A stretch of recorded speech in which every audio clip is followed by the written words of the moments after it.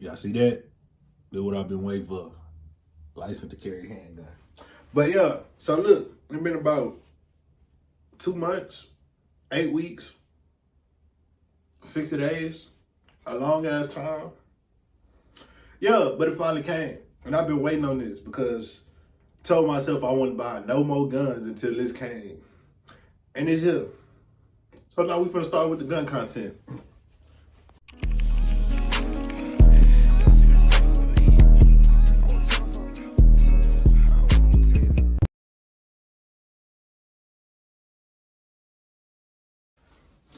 All right, so a lot of people may know I stand in the constitutional carry state. With me standing in the constitutional carry state, a lot of people may understand we don't need license to carry. At least so they say.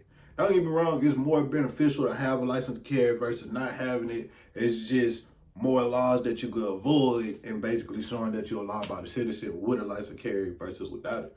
So in this video, I'm gonna be discussing the things that I have learned while trying to obtain my license to carry. Because the crazy thing is, with me doing all this license to carry stuff, legality stuff, trying to get this stuff resolved and wait for it to come in, I ain't been carrying my firearm.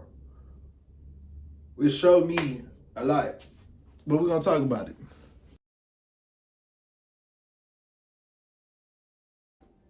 All right, so thing one, location. And to me, I feel like this is important because realistically, a lot of people don't pay attention to the signage and things like that. So with that being said, let's talk about the signage first. So there's 3 signs in the state of Texas that basically have something to do with firearms legally. The 30-5, which actually targeted against people without a license to carry. And it kind of state if you don't have a license to carry, don't carry on the premises, plain and simple. But a lot of people don't know laws. 30-6, basically concealed carriers. If you are concealed carrying without a license, it's iffy. If you are concealed carrying without a license, basically, please don't come in the building. In 30-7, please refrain from open carrying. And a lot of people love the open carry. And to me, I feel like you lose the element of surprise, which I'm gonna make a video about because my dad, he always asks me that question. So basically 30-7, please refrain from open carrying. So don't open carry with or without a license. So that one don't really matter. If you have a license, you can't open carry. If you don't have a license, you can't open carry. So let's touch on it. So locations, you can carry in more locations. Basically meetings, government meetings, some government meetings, don't correct me if I'm wrong in the comments, some government meetings, college campuses, basically school zones. A lot of people don't understand every day that you drive through a school zone without a license to carry, you are committing a crime. Just because realistically, a gun is not supposed to be about a certain amount of 100 feet, 400 or 500 feet from a school. So take that into consideration. If you can get a license to carry, get it. Just because you can have one of them days when the police just feel like policing, over policing, and pull you over and see your gun in a cup holder and a holster, properly in the holster, but you don't have your license to carry, making it illegal just because you just needed to drive to a school zone to go to work, go to the store, go get some groceries, go home. It's like, it's not worth the risk. It's not worth it. All right, reason 2, and it's kind of another big reason on why I obtained my license to carry, because I noticed it would get longer and longer. Background checks, which probably popped up already. So background checks, with the having a license to carry, you still have to fill out the 4473, the boring stuff. You still have to fill out all the paperwork, answer all the yes, no questions. You still have to do every single boring thing that you did before you obtain the license to carry. But what's different is after you fill out the boring paperwork, after you picked out the gun, filled out the boring paperwork, made your payment, well, you can walk out the store. So literally, if you know what you're getting, like if you go to the store, I want a Glock 19, a SIG, a shotgun, an AR, a Draco, and this, that, and the third. You pick the gun, make the payment, you pick the gun, fill out the paperwork. Don't have to wait on the background check. Make your payment, and you out the store in less than 2 to 3 minutes. So that's why I feel like it's beneficial at, because realistically, personally, I've been noticing my background checks get longer and longer and longer. When I bought my Glock 20, when my case first got dismissed, it took about a week for my background check to clear. Or they just didn't call me because I had to call them and ask them, which kind of, I guess they didn't want to sell me the gun. Or it just got longer. Basically, my background check just started getting extremely long. The first time, it took about a week for me to obtain a firearm. The second time, it took about a day and a half for me to obtain a firearm.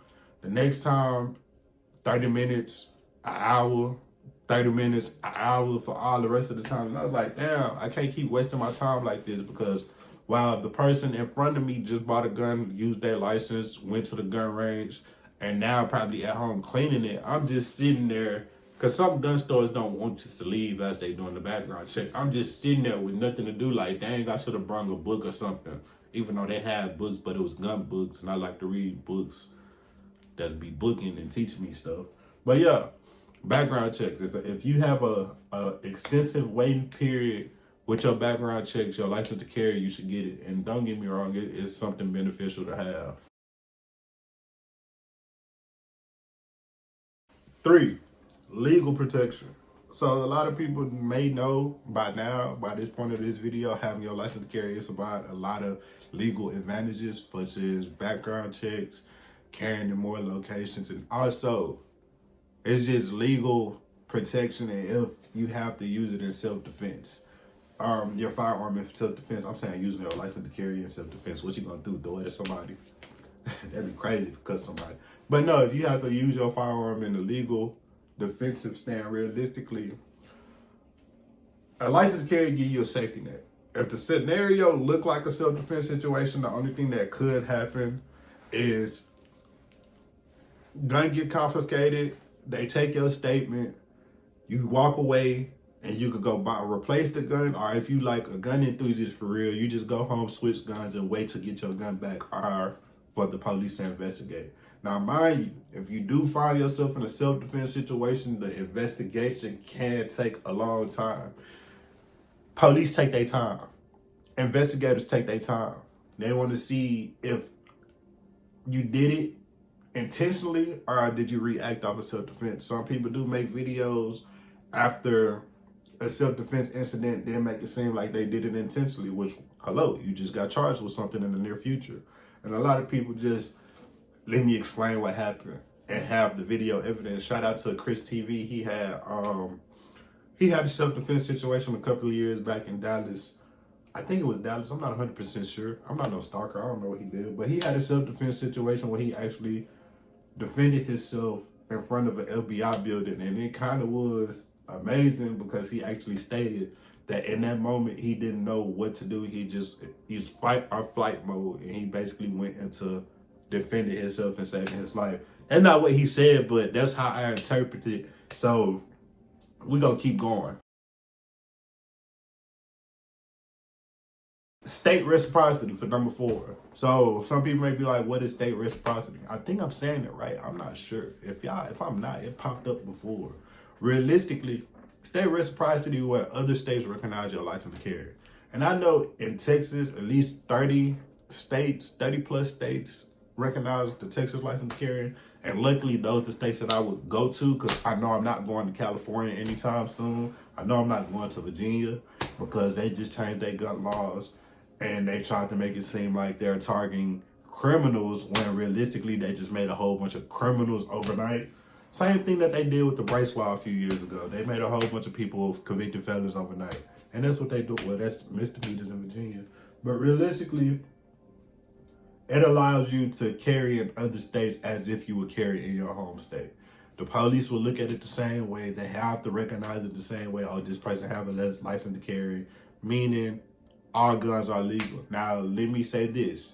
Just because you have a license to carry in Texas don't mean you can go to a different state and buy a handgun. I know in some other states you can buy long guns anywhere, which are, well, depending on the gun store, they might sell it to you or they might not. So keep that in mind. Just because you have your license to carry don't mean you could go to any other gun store out of state and purchase a handgun. Unless you are in the military. I've been looking at loopholes for that because I do all my shooting content in Louisiana, or most of it. Another thing, I'm gonna say 5. I don't know what to call this one yet, but we gonna figure it out. So I've been doing my research with a lot of people. If you are a traveling person and basically sometimes you'll take your range bag to the airports because you just doing a 2-day flight and you don't need that many clothes, you going in town, out of town, and you there for at least 2 days or less. Realistically, a lot of people actually end up making the mistake of bringing their firearm to the airport. And if you have a license to carry, we have a oops law. Meaning, if you accidentally take your firearm into the airport and you unknowingly take it into the airport, realistically, what they'll do is have you reschedule your flight, have someone to come pick it up, let you run to your car and put it in your car if you drove there. But to me, take this from a wise person, because just because you got a firearm, well, a whole bunch of TSA agents are going to surround you. By then, it's going to be somebody in the airport that knows what's going on. Realistically, not saying it how it is, loose lips sink ships. Somebody, if you decide to go to your car and just throw your gun in your car, make sure it's a car where either A, you have a safe, or B, you don't have a trunk button. Because my brother-in-law car don't have a trunk button. I'm still trying to find it out. Find where it's at. And reason being, because like I said, loose lips sink ships. A whole bunch of TSA agents, police officers, top flight security of the world would surround you, and basically everybody, not everybody, but anybody in that immediate area would know. Some people may listen, some people may not be there flying out. Some people may just be there watching the surroundings, and then also some people may just hear, oh, that person got a gun, but they letting him take it to his car, so boom, boom, woody boom, bam, down. You get what I'm saying? I don't know who this is calling me, but y'all going to voicemail. I need to stop doing that. So that's one reason. But me personally, if you are a person that accidentally bring a gun into the airport and make it all the way to TSA, they tell you, oh, you got a gun, just reschedule your flight and bring the gun home, just because realistically you don't need no unfortunate encounters to the point where you say, oh, well, I'm going to just take it outside. I don't have no family out here. I'm just going to put it in my car. And you come back from your 1 or 2 day vacation and find your window busted and your gun stolen. It happens. A lot of people break into cars and airports just to see if they can find firearms. And I know Texas is Texas. All right, so let's talk about the cost. I'm going to talk about my cost just because I did it a whole different way, just because me personally, I didn't have the 4 to 6 hours to sit in no class, so I did all my courses online. And I want to say shout out to the online course that I used, because it was so easy and simple. And basically, I was done with it in less. I'm going to say it took me almost 4 hours to complete it. But at the same time, it's common sense. But at the same time, common sense ain't common. All the questions that you have to answer is literally just something that's you should know if you're a real gun enthusiast or just love guns in general. Like, don't point your gun at nothing that you don't intend to destroy. It's real common sense questions on the paper part. So that ran me about 45 buckaroos. We're going to say $50. And a lot of people are asking me this question, and it's kind of worth it. It's worth getting your license to carry. Don't get me wrong, I have not used mine yet. But at the same time, I just know once I get to slap it on the counter and say, I want this, let's get it, let's go, and be out the store in less than 3 minutes, it's going to be worth it. So the online portion, $45. We're going to, with taxes, probably $50. Then after that, I had to do my application, which I don't remember the application fee, but I do remember the fingerprints was $10. And after I did the fingerprints, I was kind of irritated just because it took less than 5 minutes for my fingerprints to get done. And I was like, dang, I've been wasting all this time for this. But the application fee. All right, so the application fee, I just looked it up at $40. And I know a lot of people do other things with 220s. So $40 plus after that you can schedule your fingerprints, which is $10. That's $50 right there. So now we at 100 buckaroos. That's $100. That's the license to carry portion. I'm at the online course, and then that's also the fingerprints and the application. Then also the last and the most important part is the shooting exam. Now, mind you, I went through hell in loops trying to do my shooting exam because I was thinking if I did it before Thanksgiving, my license would be here before the year end, which I was wrong. I was deeply wrong. I forgot holidays, which is Thanksgiving, Christmas, New Year's Eve, Christmas Eve, Thanksgiving Eve, which the DPS is closed. And I'm gonna say, depending on where you go, the prices may vary. Shout out to Top Gun Range. That's where I went. Basically, less than 20 minutes past my exam. And it was something that I was stressing over because before the incident, everything that happened last year, it stopped me from going to the gun range. So my first time going to the gun range was when I did my shooting test, and that was in November. My most recent time going to the gun range was, by the time this video come up, yes, I went to the gun range, but was in December. And we in February. So I need to go this month, which why I'm stocking up on ammo, because all the 300 blackout I can't use because I couldn't get the suppressor that I want. So it depends on where you go. That's a bad side note. The price may vary. So I paid $50 for my shooting exam, which bring my grand total for my whole license carry $150. And some people say if you pay for the course inside the gun range is cheaper, but it also is about how you want to spend your time. If you want to spend your time sitting somewhere for 6 hours, that's fine. I'm not in school yet. I plan on going back to school, but I'm not in school no more, and I don't have the patience to sit in a classroom full of people and then have to take an exam in front of a whole bunch of people. So I just did it in the comfort of my own home. I really just paid for comfortability, if you want me to be honest. Everything I did at home on my time, and I didn't have the rest to do it. It did take about, I want to say right at 60 days for my license to come in, including the weekend. So it took about 2 months for it to get here. And I say the whole wait, it just made me put the list together for the guns that I want to purchase this year. Don't get me wrong, I am on the route of buying some of the guns. We on the side note now. And some of the guns, it may switch up. So even if I say in the video before this one, I wanted an M18, the FDE one. I got one on the way. Let me just say it like that. But it ain't the FDE one. It's me breaking out my Glock territory. So I know for sure I got to give me another 43X, and I want to start on my Glock build.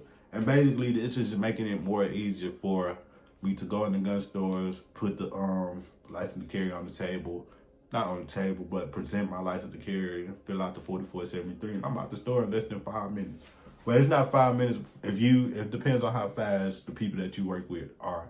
They'll tell you the passcode. Academy, I know it'll probably be 5 minutes, 5-10 minutes. My favorite gun store that I might get most of my guns for 5-10 minutes, depending on how fast Salt and Pepper moving. But yeah, that's gonna be it for this video. Basically, this is the thing that I learned about getting my license carry.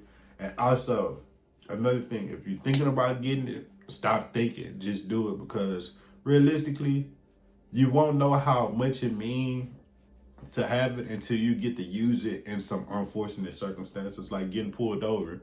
Not saying how it is. I have not seen a person. I have not been with a person with a license to carry that got a ticket. Or I have not seen a person with a license to carry get in any legal trouble when it comes to carrying a firearm. Because realistically, police be policing. And when they police and see certain type of people with a gun, they're going to ask for your license. And don't get me wrong, if you don't have it and you are in one of those locations where the penal codes are posted, your ass is grass.